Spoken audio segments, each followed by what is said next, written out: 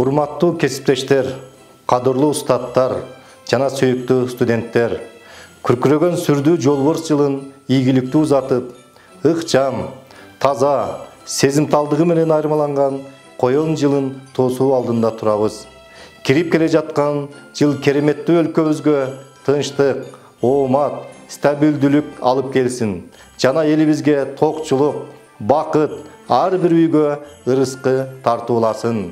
Жаңы жылдын келиши менен ар бирибиз өткөн күндөргө саресеп салып, аткарган иштерге, ийгиликтерге кубанып, жаңы максаттарга умтулабыз. Өткөн жыл биздин окуу жайыбыз үчүн ооматтуу, ийгилик жылмайган жылдардан болду деп айталам. Анткени бул жылы мамлекет тарабынан мугалимдерге өзгөчө көңүл бурулуп, аброюн өсүшүнө чоң өбөлгө жаралды.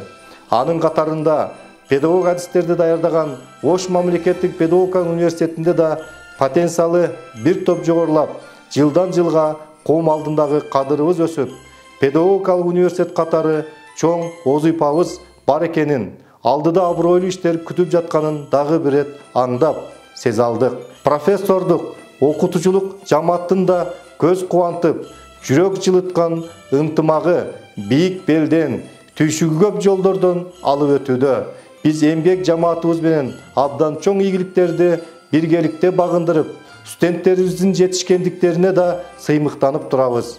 Өткөн жыл өз дараметине жараша кыйынчылык менен коштолуп, жагымсыз окуялар өлкөбүздүн бейпил турмушуна доо кетирүүгө аракеттенди.